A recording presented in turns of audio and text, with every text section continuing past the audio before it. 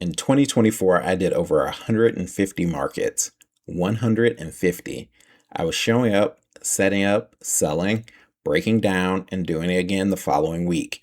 And by the end of the year, I had a decision to make. Not because the market stopped working, but because I had changed. The business had changed. And continuing to show up every weekend was quietly costing me more than it was giving me. In this episode, I'm going to walk you through the exact reasons I stepped away from the market circuit and why that decision might be one of the most strategic decisions I've ever made.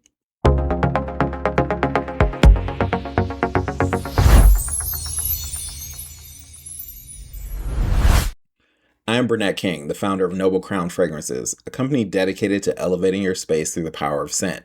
The Noble Crown podcast is here to talk about the business of building a product-based brand with lessons learned that help you reach your goals faster and better understand the industry. If you're watching on YouTube, please take a moment to subscribe. It helps the channel grow and keeps you connected to future episodes. Liking makes sure that the almighty algorithm shows this content to more folks like you.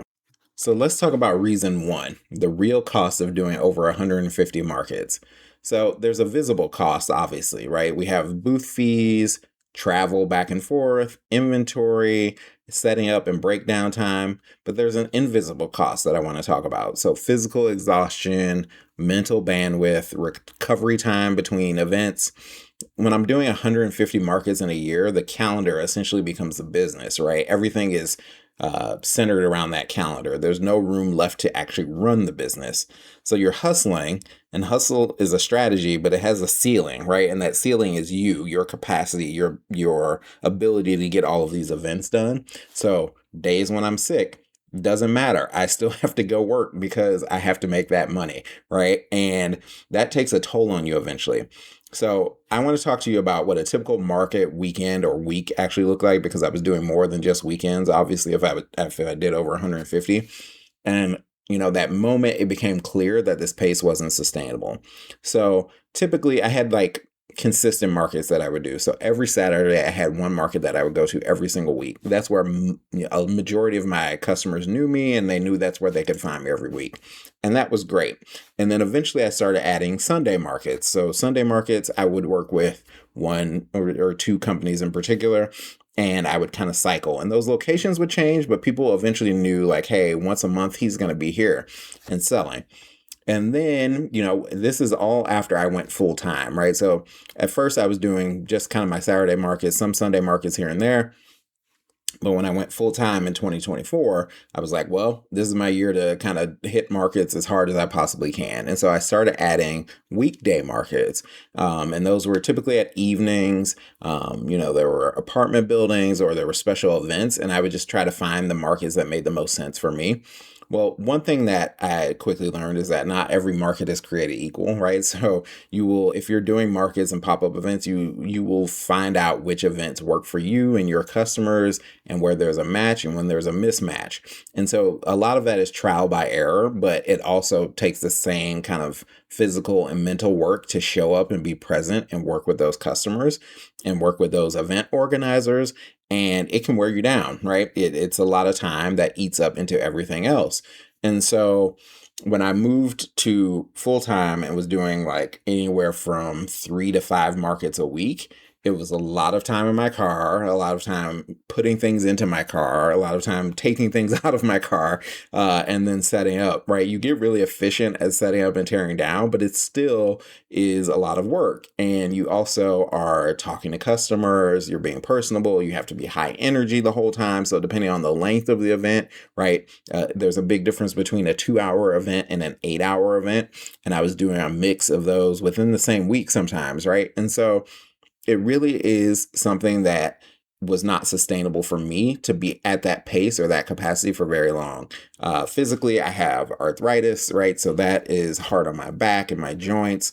And then mentally, like I said, it's a lot of energy. And so even though I love talking to customers and getting their insight and getting their feedback, it can be draining. And when you come home and you have another event the next day, or sometimes you have 2 events in the same day, that is really draining. So obviously you have to set the right pace for you and figure out what that kind of capacity is and what works for your physical and mental health. But I just knew that, hey, I couldn't do this forever and I couldn't do it long term. And so that was the primary reason I stopped doing so many markets. So let's talk about the second reason. The move changed the math for me. So I moved from Texas, I was in Austin, and now I'm in Phoenix, right? And I relocated to a climate that doesn't really support outdoor markets for products like candles and wax melts. It's way too hot here. Even in Texas, it was difficult, right? So heat, humidity, direct sun, all of that is not really compatible with fragrance products. And you might be in a different business, but I know other makers who have the same problem. So soap, or folks that have specific type of foods that will melt, right? Like I knew ice cream vendors or chocolate vendors, right? And there are ways around it, right? So obviously we got really good at ice and packing and taking like samples and leaving everything else on ice. But there's this presentation issue that becomes a problem, right? So if your booth or your table has to only have like a very small amount of things out because everything's going to melt, right? That means you can't put all of the things out that you want to make it look good. These all become real problems, right? And so then I was moving from one hot climate to an even hotter climate, and there was kind of this external constraint, right? And it was forcing a strategic question. So if markets aren't available where I'm moving to, what does my business look like without them? And so I thought about this before I even moved, right? Just picking up and moving a business is hard enough, but then picking up and moving a business where you are used to doing things one way and now you have to move to a different sales channel is really, you have to think about these strategic decisions. And it really was a forced pivot, but it became one of the best things for me. So the move didn't take markets away from me. It gave me the permission to stop doing them. Now, how was this like how did I manage that, right? Like I said, I was moving from one hot climate to another, so it wasn't like that much of a change physically, environmentally, but I knew I was going to take it as an opportunity to focus on sales channels. And I had already started growing some of those other sales channels. And now this was my time to really shift into those and dedicate time and energy to those, which we'll get into now. So the first channel that was growing for me, and this is reason number 3, if you're keeping track, right? Wholesale required a different kind of focus for me. So wholesale was starting to open up as a channel, and it obviously requires a lot of attention. If any of you are in wholesale, you know it's a lot about relationship building and operational consistency and being able to work with people directly to try to get reorders and those first orders. And it's a lot of kind of sales channel, like sales funnel marketing. And so market and wholesale just aren't different sales channels. They compete for the same resource, right? Which is your time and your bandwidth.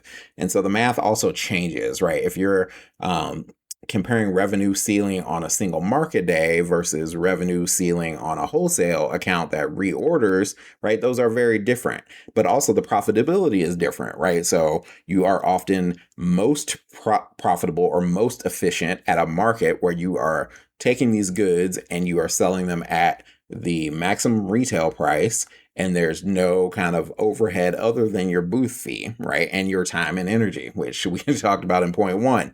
Whereas wholesale, you are selling at a discounted rate, typically half off of your, your manufacturer suggested retail pricing, but it is way more efficient, meaning that you can do much larger volumes in an efficient way.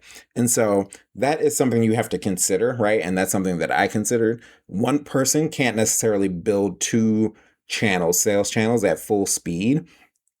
There's this opportunity cost, right? And markets were kind of eating away at the opportunity to build my wholesale pipeline. So every channel that you say yes to is a channel that you become half committed to, right? And so saying no to markets was how I was able to say yes to wholesale and really prioritize not only my energy, but my time to wholesale. Now, I'm not saying you can't do both at the same time. I know plenty of people who do markets and wholesale, but you there's this opportunity cost with your time. And so you really want to think about, hey, if this channel is going to be easier for me or eventually more profitable for me or more efficient and I can scale, and what I'm looking to do is scale, then think about those other channels and how it compares to markets. Now, having said that, some people don't necessarily need to scale, right? Like you can be super profitable doing markets and you can dedicate your time and energy to that sales channel in one way. But for me personally, I not only wanted to diversify the sales channels that I was in, right? So not being completely dependent on one sales channel, but I also wanted to scale my business. And so markets aren't scalable unless you are hiring other people to do it. And then that becomes less profitable, right? So you need to kind of do the math and understand which sales channels are going to be best for you. And then my last reason is another sales channel, right? So my infrastructure for e-commerce and direct to consumer was there. I just wasn't marketing it, right? And I didn't have time to market my online store. Customers didn't really know it existed yet, right? So markets in themselves can be a form of marketing. And I noticed that I would try to get some of my market customers to buy online because it was more efficient for me, right? I'm creating sales throughout the week rather than dedicated days where I'm showing up to a market. And that created awareness and there was some uptake, right? Like some of my customers would buy online, but in reality, most of your customers are going to continue buying through the sales channel that they are used to buying through. It is very hard to get people to change their behavior. So you see this even with big retailers, right? Some people buy online, other people's buy in store, and it's very hard to get them to change their behavior. You often have to incentivize them to change your behavior, or change their behavior. So what I was noticing is that, hey, I already had this website. I was already doing product photography. I already had my brand identity, right? But my online sales channel was not taking off the way that I wanted to. And that was because I didn't have time to dedicate to it. And more importantly, I didn't have time to dedicate to marketing, right? So it wasn't that I needed more foot traffic at the booth to then drive people online. It was that I needed to do intentional marketing that drove people directly to noblecrown.shop, my online store. So walking away from markets or being kind of forced away from markets because of the move forced me to invest that time and freed up energy into content. So think about social media, right? Now I have way more time to do social media. I have more time to do emails. I have more time to do direct channel marketing that compounds over time, right? Because I'm getting those return customers that are more efficient and not forcing me to invest time in being in a physical location. So that meant that there was like a cycle rather than kind of resetting every weekend. Marketing kind of physical markets brought customers to me, but marketing builds a system where it finds them whether I'm at a booth or not, right? Whether I'm at a physical location or not, I can do direct online marketing that's going to push customers to my site. And then that brings business to me as opposed to me showing up at a physical location and hoping that customers come towards me. So that's how I changed my time, right? That's how I shifted out of markets. And markets weren't a mistake. They were a chapter. They were a part of my business that helped me build my early customer base, right? Some of those customers that I met at markets still buy from me today, right? Actually, a significant portion. And so that sharpened things like my product line, right? I got very good at knowing what to sell and what not to sell. It gave me real-time feedback from customers that no kind of analytics dashboard can really replicate. The thing I miss the most about doing markets is talking to customers and getting that feedback directly from them. You can quickly iterate on pricing decisions, right? And I have a whole podcast about pricing. You should think about, hey, what valuable things am I getting out of markets? And does that trade off with the things that I could be doing if I stopped doing markets or if I reduced markets? Now, markets were taking a physical and mental toll that wasn't sustainable at the volume that I was trying to do, right? The operational costs. A climate change is actually what forced me to kind of stop doing outdoor markets. It was just impractical for my product type. But then wholesale became a high leverage opportunity. It required focus and attention to build that channel out. And I already had the online infrastructure in place, but I wasn't utilizing it, right? So what I needed was more marketing, not necessarily more foot traffic to a physical location.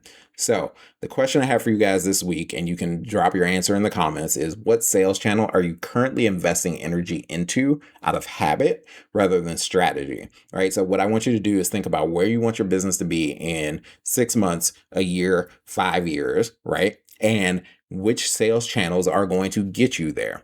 It might be that markets are the way to get you there. It might be that a physical retail location is going to get you there and what you want to do for your business. But it could also be that, hey, you're investing all this time and energy in markets when you really should be investing your time in your online channels, right? Your website and your shop, because that is going to scale the way that you need it. So like I said, drop your answer in the comments. I love reading your comments and trying to reply to everybody. So as always, if you're watching this on YouTube, please like and subscribe. It helps spread the joy of fragrance and supports fellow entrepreneurs. If you'd like to explore any of the fragrance products that I personally create, you can always visit noblecrown.shop. Thank you for listening, and I'll see you in the next episode.